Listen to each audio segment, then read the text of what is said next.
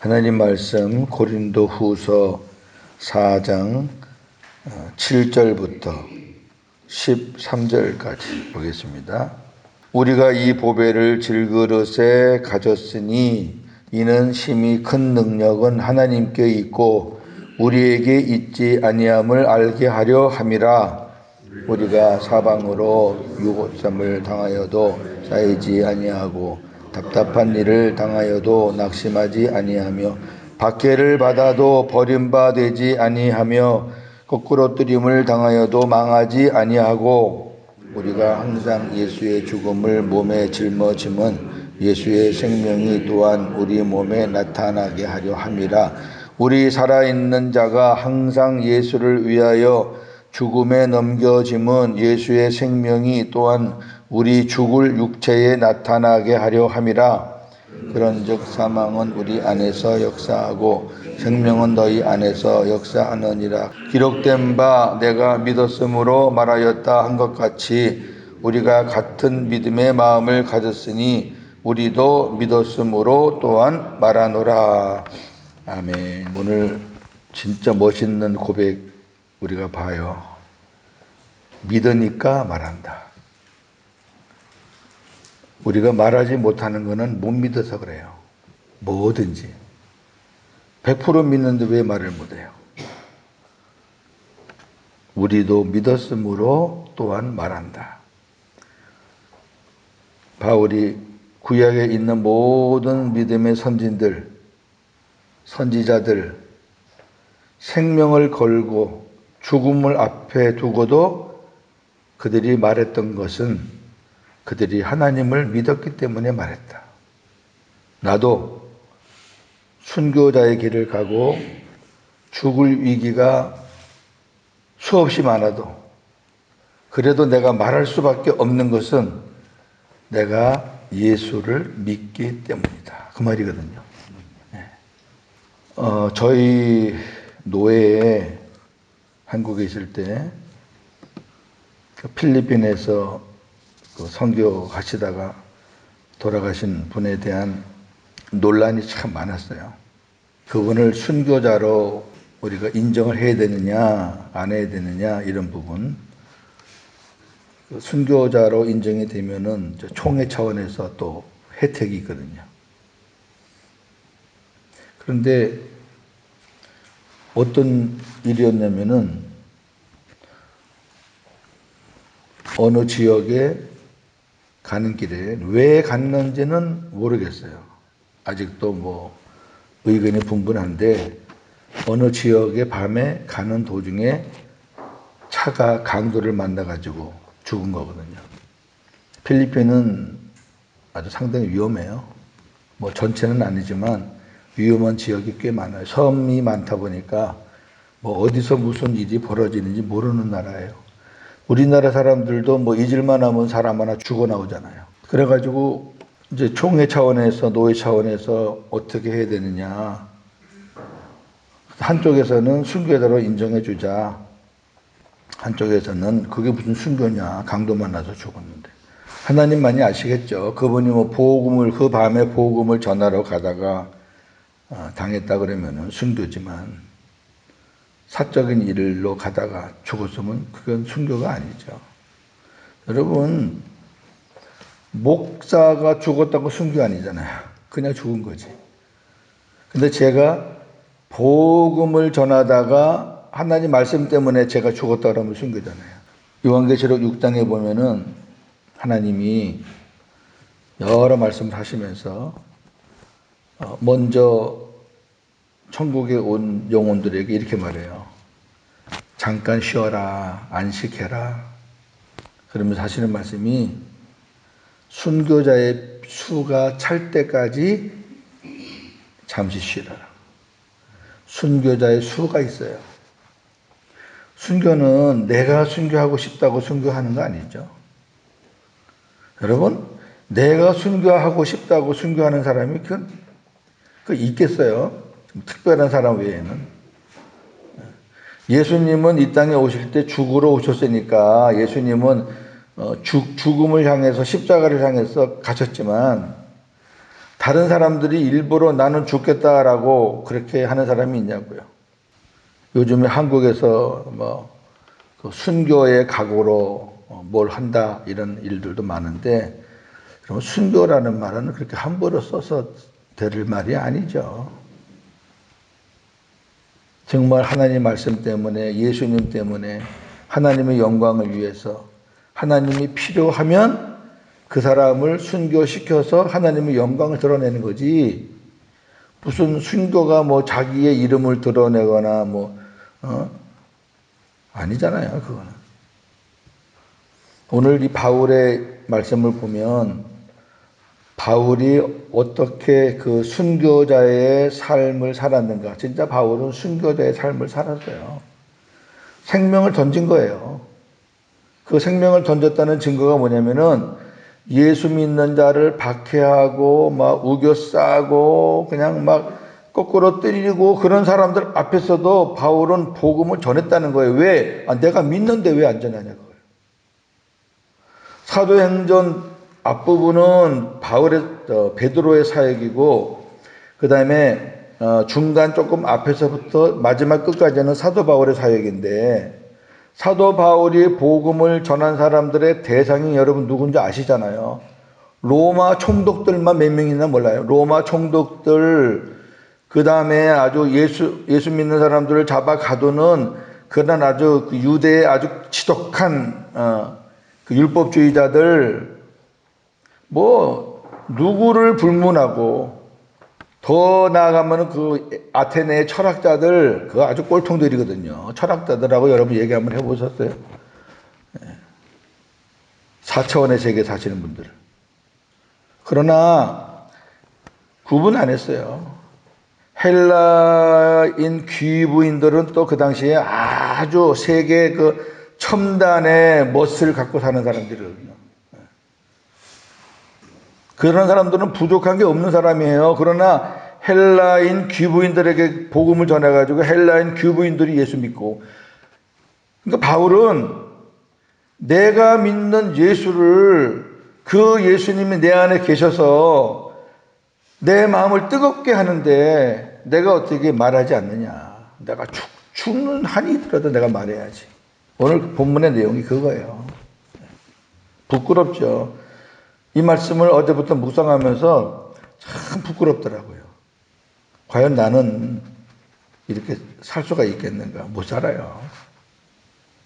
하나님이 그렇게 살게 해 주신 거는 몰라도 내 의지로는 힘들어요. 물론 바울도 하나님이 바울을 세계 선교사로 사용하시기 때문에 하나님이 그때그때마다 시험을 주시고 또 고통 가운데 함께해 주시고 또 바울을 통해서 영광을 받으시고, 그래서 바울도 하나님의 그 능력 가운데서 그렇게 한 거지 바울의 어떤 인성 갖고 한 거겠어요. 그러니까 우리가 이런 걸 보면서 어떤 바울이 위대하다, 우리가 바울을 본받자 그렇게 나가시면 안 돼요. 하나님이 바울을 통해서 큰 일을 하고 계시는구나.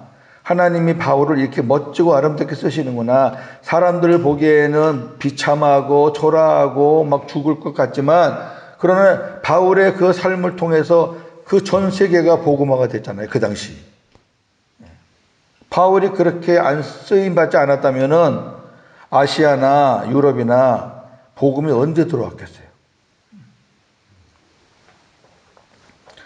자, 오늘 내용 좀 보겠습니다. 7절. 우리가 이 보배를 질그릇에 가졌으니. 자, 이 말씀 너무너무, 보배와 질그릇은 완전히 반대되는 개념이에요. 이 질그릇은 약하잖아요. 약해. 그렇게 떨어뜨리면 깨져요. 깨지기 쉬운 걸 우리가 질그릇 같다 그러잖아요. 저나 여러분은 질그릇이에요. 여러분, 우리가 보배라고 착각하지만 우리는 질그릇이에요. 그런데 왜 우리가 보배냐? 우리 안에 보배가 있어요. 그릇이라는 거는, 그릇의 가치는 껍데기가 아니에요. 그 안에 뭐가 들었나가 중요한 거지. 옛날 그 역사를 보면은 그 선진들이 후손들에게 뭘 물려주기 위해서 이렇게 남겨놓은 거 있잖아요. 그거는 겉이 허름한 데다가 넣는데요. 왜? 그래야 사람들 눈에 안 띄니까. 만약에 막 겉을 금으로 만든 이런 거에 그 안에서 넣으면 사람들이 눈에 띄어가지고 다 훔쳐갈 거 아니에요. 그래서 사람들이 눈에 안 띄는 허름한 그릇이나 이렇게 뭐 땅을 파서 넣는다든지 어떻든 그렇게 해서 중요한 내용물 아주 보배와 같은 것들은 오히려 사람들 눈에 안 띄게 감춘다는 거예요. 이러면 우리가 충분히 상식적으로 이해가 가능하잖아요.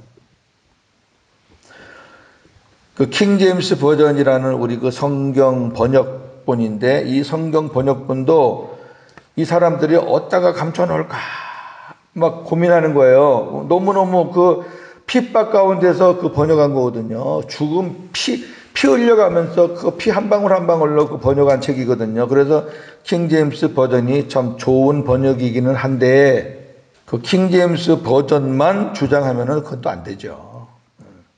그 참 이게 모순이에요. 저도 킹제임스 버전을 많이 봐요. 여러분께 성경 해석할 때 킹제임스 버전을 저도 많이 본다고. 왜? 그게 원본하고 그래도 많이 가깝다고 하는 번역이기 때문에 많이 봐요. 그러니까 사회사본을 기준으로 쓴 거거든요. 근데 이제 그거를 너무 집착하시는 분들은 그 킹제임스 버전만 성경이고 나머지 우리가 지금 보는 이런 것들은 성경이 아니라는 거예요. 이런 것들은 성경 가치가 없다는 거예요. 자기들이 보는 것만 그게 진짜라는 거예요. 그러니까 문제가 되는 거예요, 항상. 여러분, 저나 여러분이 믿는 예수는 어떤 특정한 사람들의 사람이 아니고 모든 인류의 구주이시고 이 책은 문맥이 조금 다르다고 구원받고 문맥이 좀 틀리다고 구원 못 받고 그러나요? 우리가 지금 보는 이 성경도 우리가 구원받기에 충분해요. 부족함이 없어요. 우리가 몰라서 그렇고 고목사가 여러분께 이렇게 설명해 드리면은 여러분들이 속으로 그럴 거예요. 이런 성경에 이런 말씀도 있었네. 희한하다. 어떻게 성경에 이런 부분도 있지? 참 섬세하다. 그런 걸 느끼실 거예요. 여러분 성경에 없는 게 없어요. 우리가 몰라서 그렇지. 근데 그거 번역을 조금 더 원본에 가깝게 했다 그래가지고 그거를 이렇게 우월하게 생각하면 꼭 유대인하고 비슷한 사상이에요. 그건 아니지요.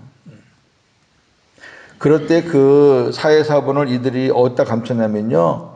항아리 있죠, 항아리. 항아리 이렇게 막 깨진 항아리, 이렇게 오래된 항아리, 사람들 눈에 안 띄는 그런 항아리 속에 막 감췄다고요.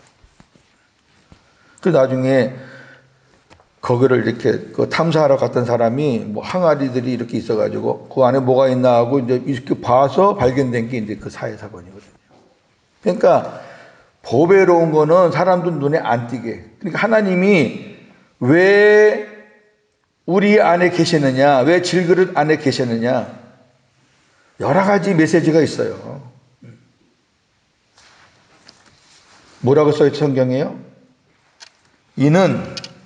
이유는 심히 큰 능력은 하나님께 있고 우리에게 있지 아니함을 알게 하려면. 질그릇하고 보배면은 심히 큰 능력은 보배에 있는 거지 질그릇에 있는 게 아니라는 거예요. 그러니까 우리가 보배를 품고 있으면 그 주님이 나를 통해서 역사하고 능력을 나타내는데 그 나타나는 능력과 역사는 내가 하는 게 아니라 내 안에 계신 하나님이신 주님이 하시는 거다. 그걸 말하는 거죠. 그런데 우리는 기도하면서 뭔가 조금 잘 되면은 자기 자랑하기 바빠. 질그릇은 자랑할 게 하나도 없다니까요. 너 자랑하지 말라고 내가 질그릇 같은 네 안에 들어와 있는 건데 네가 네 자랑하면 어떡하냐. 그 얘기죠. 목사가 설교하잖아요. 여러분들이 그 전도하잖아요. 바로 그 설교와 전도 모든 거는 우리 안에 계시는 보배를 자랑하는 게 설교고 그 보배를 자랑하는 게 전도예요. 왜 전도하면서 쓸데없는 얘기를 하냐고요. 왜 설교하면서 왜 사람 이야기를 하냐고요. 아니 질그릇이 자랑할 게 뭐 있어요. 질그릇 자랑한다 그러면 여러분 나는 깨지기 쉬워요. 나는 변덕스럽고요. 나는 이렇게 약해요.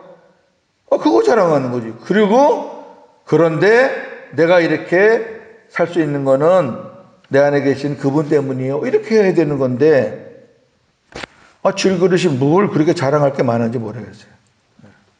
질그릇에 금 맺기를 해도 질그릇이에요. 질그릇이 금으로 바뀌나요?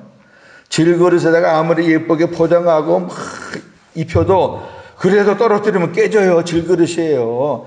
저나 여러분이 껍데기가 뭐 조금 아름답고 낮고 젊고 나이 드시고 그거 아무 상관없어요. 떨어뜨리면 다 깨지는데 자랑할 게 뭐가 있어요? 질그릇과 보배, 이걸 꼭 기억하시고요. 그 다음에 8절, 우리가 사방으로 우겨쌈을 당하여도 쌓이지 아니하며 답답한 일을 당하여도 낙심하지 않는다. 우겨싸다는 얘기는 뭐냐면은 압박을 당한다 그랬듯이 압박. 근데 어디서 압박을 당하느냐? 사방으로. 저나 여러분이 무슨 뭐 어떤 특정한 일에만 압박을 당하는 게 아니라 막 사방에서 압박이 와요. 어떨 때는. 특히 이제 이거는 바울의 고백이니까 바울은 뭐 같은 동족에게서 압박이 오지요. 이방인에게서 압박이 오지요. 그 다음에 불신자로부터 압박이 오지요. 여러 압박이 와요. 사방에서. 그래도 쌓이지 않는다 그랬어요. 쌓이지 않는다. 거기에 넘어지지 않는다는 거예요. 아무리 그것들이 와서 나를 쌓으려고 해도 쌓이지 않아. 왜? 보배가 쌓이지 않게 도와주시는 게 지금 예수님 자랑하는 거예요, 바울이. 그 다음에 답답한 일을 당해도 낙심하지 않는다. 답답하다는 말은 이 원문에 보면 난처하다, 참 곤란하다 그런 뜻이거든요. 곤란한 일을 당할 때 있죠. 그래도 낙심하지 않아요. 왜? 그분이 해결해 줄 거니까. 내가 생각하면 곤란하고 해답이 없지만 내 안에 계신 보배가 계시니까 그분 생각하면은 그냥 해결되는 거예요. 평안한 거예요. 그러니까 낙심하지 않아. 소망이 생겨. 그 다음에 9절에 박해를 받아도 버림받지 않고, 박해, 핍박, 고통 얼마나 많이 받았어요, 바울이. 그래도 그런 것들이 나를 버리는 게 아니니까. 버리고 살리는 거는 주님이 하시는 건데, 아무리 세상 너희들이 나를 버려봐라. 친구들이랑 니들 나 버려봐라. 주님이 나를 안 버리는데 뭐. 그 다음에 거꾸로뜨림을 당하여도 망하지 않는. 거꾸로뜨림이란 거는 베드로도 거꾸로 십자가를 지었듯이 엄청나게 그 육신적인 그런 고통, 매맞음, 그래도 망하지 않는다. 우리가 질그릇은 이렇게 당해. 이게 다 질그릇이 당하는 거예요. 우겨쌈, 그 다음에 답답한 일, 그 다음에 박해, 거꾸로 또 이거 다 질그릇이 받는 거죠. 질그릇이 받는데 그 안에 보배가 있는 사람은 보배가 그 모든 질그릇이 받는 것을 그분이 도와주고 함께하고 지켜주고 승리하게 해준다 그 말이에요. 그 얘기하는 게 지금 그 얘기. 나는 육신적으로 질그릇은 맨날 이런 쪽에서 산다. 그래도 내가 당당한 것은 나는 그렇지만 내가 질그릇은 그렇게 당하지만 내 안에 보배가 계신다. 나를 지키는 분이 계신다. 아무리 니네들이 덤벼봐라. 내 안에 주님이 내 주님이시고 내 왕이신데 그분 때문에 나는 절대로 망하지 않는다. 그러면서 이제 순교자가 어떻게 사는가 한번 보세요. 10절. 우리가 항상 예수의 죽음을 몸에 짊어짐은 예수의 생명이 또한 우리 몸에 나타나게 하려 함이라. 우리 살아있는 자가 항상 예수를 위하여 죽음에 넘겨짐은 예수의 생명이 또한 우리 죽을 육체에 나타나게 하려 함이라. 무슨 말씀이죠? 금방 알겠죠? 예수님 앞에서 그냥 내 생명을 그냥 던져버리니까 주님이 나를 통해서 나타나서 주님이 일하시는 것을 날마다 본다.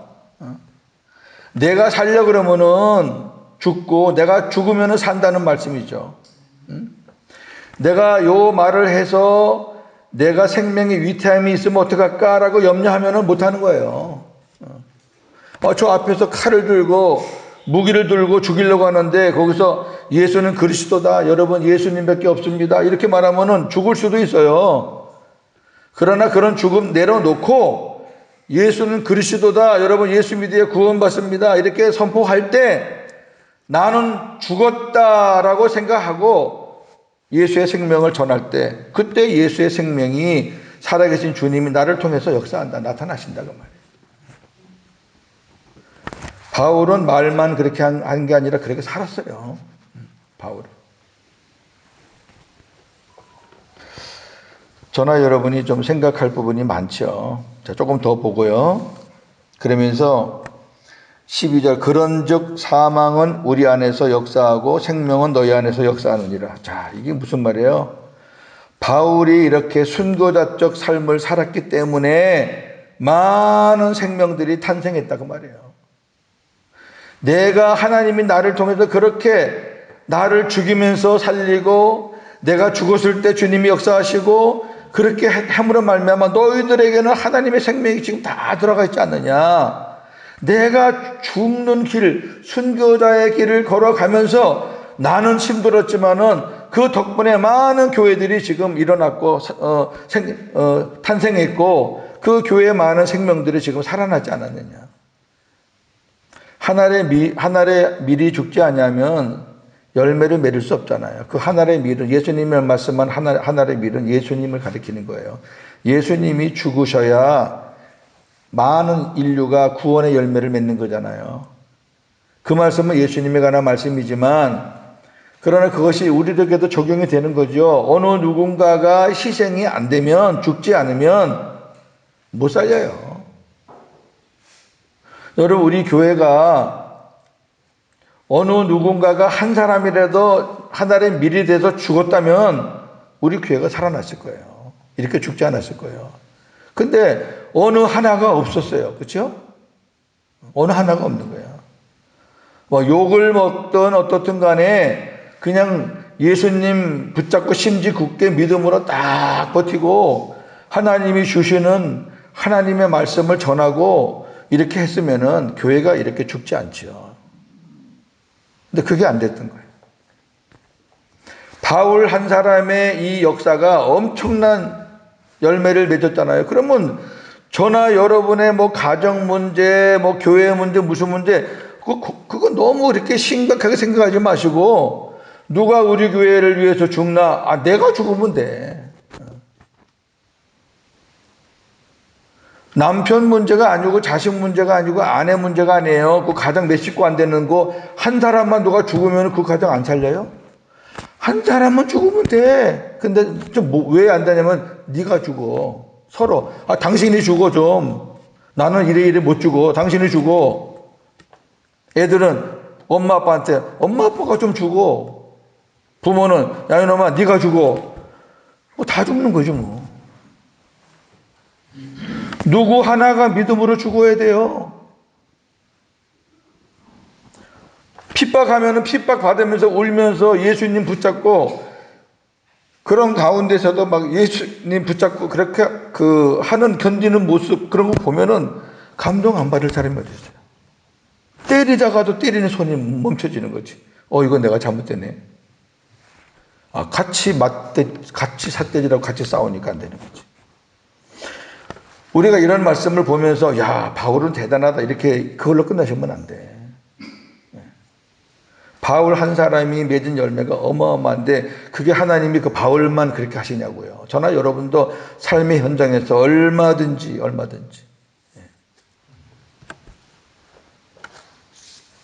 지도자는 죽는 사람이에요. 세상 통치는 지도자는 강해야 돼요. 그러나 믿음의 통치는 지도자는 죽어야 돼요. 그래서 섬김의 종교예요. 예수님이 강하셨나요? 안 강하셔요. 지금은 강하셔요. 지금은 왕이신데 우리 안에 오신 분이. 예수님이 이 땅에 왕으로 오셨나요? 아니에요. 진짜 초라하게 오셨어요. 그리고 다 아버지 말씀에 순종만 했어요. 그렇게 착한 아들이 없어요. 예수님 같이. 그러니까 이 엄청난 역사를 일으켰잖아요. 그리고 이 엄청난 역사로 말미암아 하나님의 생명으로 살아난 성도들을 우리 예수님이 지켜주시기 위해서는 지금은 강해요. 지금은 강해요. 이제 마지막 절이 우리 고백입니다. 마지막 절 13절 같이 보겠습니다. 시작. 기록된 바 내가 믿었으므로 말하였다 한 것 같이 우리가 같은 믿음의 마음을 가졌으니 우리도 믿었으므로 또한 말하노라. 이게 시편 116편에 다윗이 고백한 거예요. 내가 말하니까 믿는다. 내가 믿으니까 말한다. 그러니까 자, 다윗과 바울은 지금 시대와 환경이 달라요.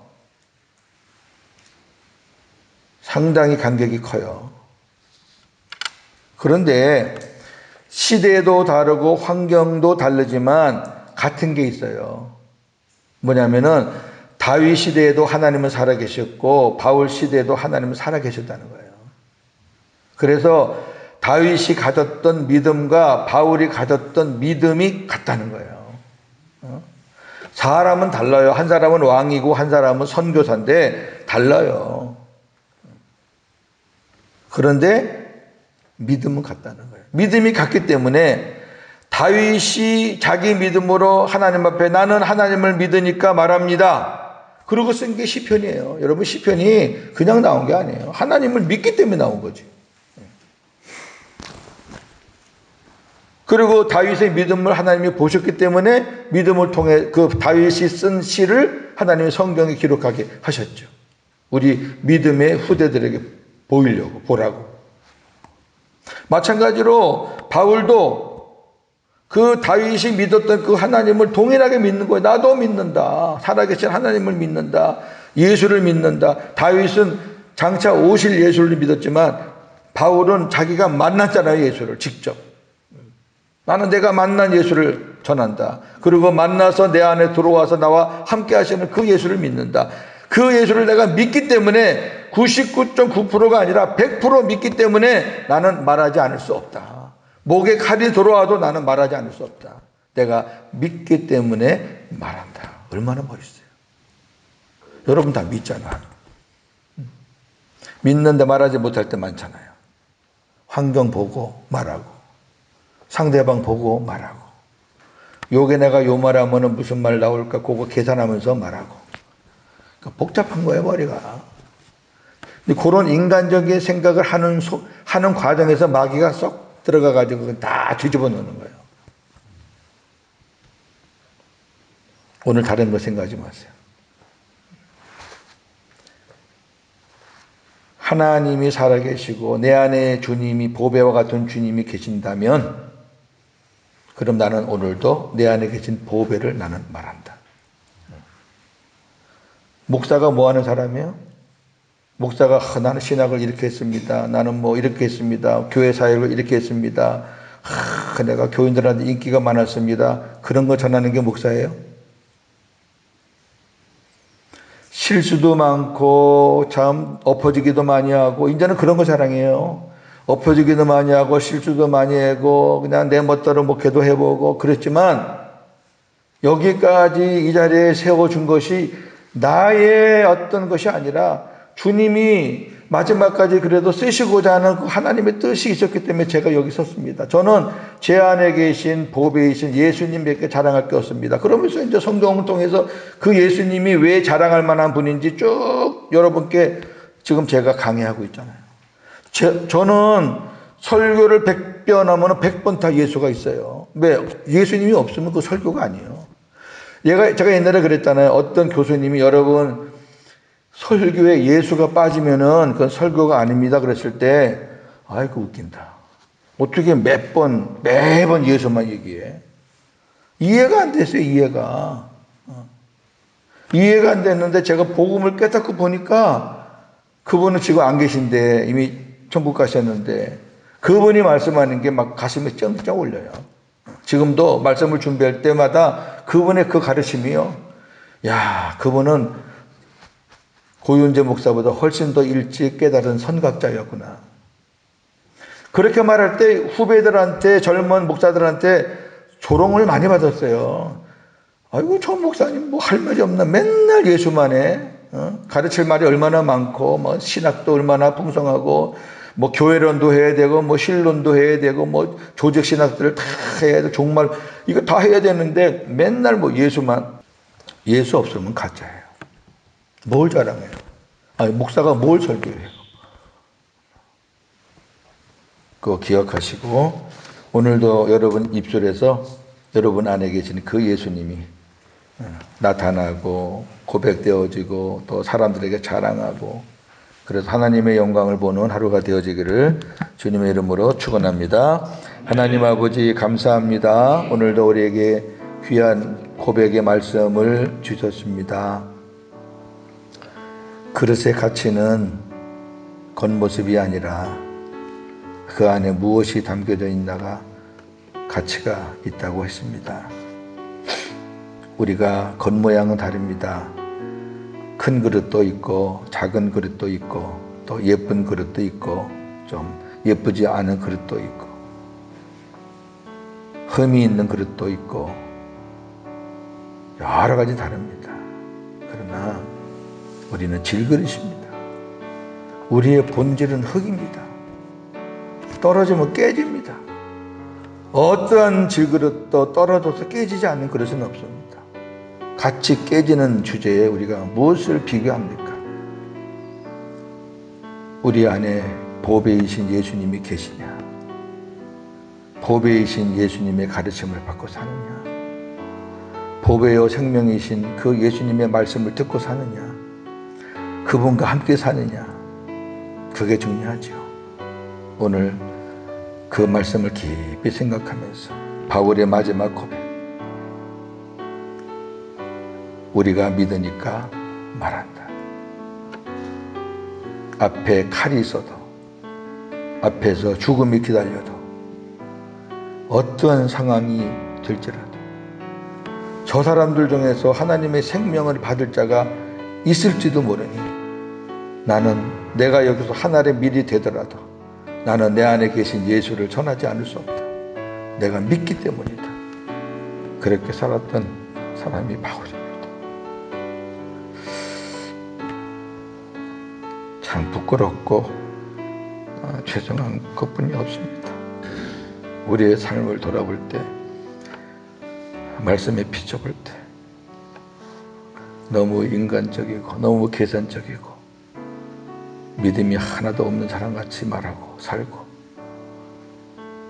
그 가정 문제를 맨날 끌어안고 나만 죽으면 살아나는데 이 교회 문제를 맨날 끌어안고 내가 죽으면 이 교회 살릴 수 있는데 그런 쪽으로는 생각하지 않고 네가 죽어라, 네가 해라, 당신이 목사니까 당신이 하고 당신 장로 권사니까 당신들이 하고 이런 식으로 우리가 살았기에 예수는 없이 다 흩어지고 깨지고 질그릇의 본색이 다 드러나서 엉망진창이 되지 않았습니까? 오늘 이 말씀, 나는 믿으니까 말한다. 이 고백으로 승리하는 우리 성도들 다 되게 하여 주시옵소서. 예수님의 이름으로 기도하옵나이다. 아멘.